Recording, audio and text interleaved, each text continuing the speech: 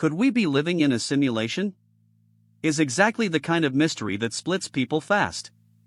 Some see a real signal hiding in the noise, and others see a story that grows stronger than the evidence. Tonight, we are putting this topic on the balance board and asking one question: is this theory a real signal about reality, or a powerful story built on assumptions that feel smarter than they are? Here is the baseline before either side starts reaching. The simulation hypothesis proposes that what one experiences as the real world is actually a simulated reality, such as a computer simulation in which humans are constructs. There has been much debate over this topic in the philosophical discourse. That gives us the shape of the case before interpretation takes over.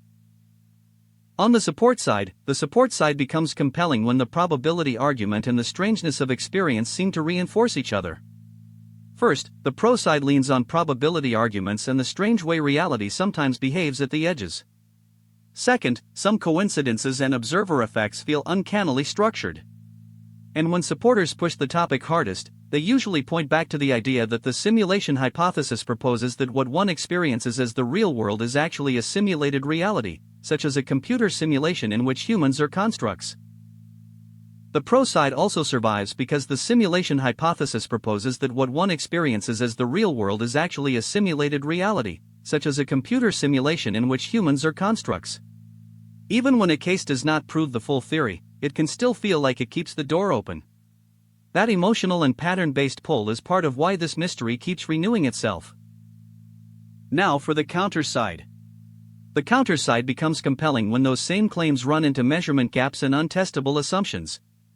First, the theory depends heavily on assumptions we still cannot test directly. Second, philosophical elegance is not the same thing as empirical evidence.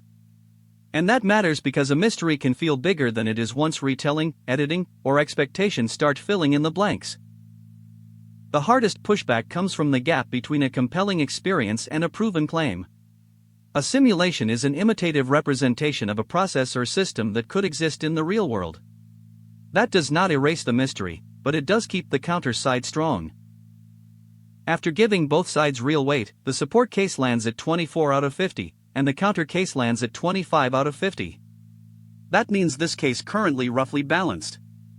The biggest strength for the support side is that the pro side leans on probability arguments and the strange way reality sometimes behaves at the edges. The biggest strength for the counter side is that the theory depends heavily on assumptions we still cannot test directly.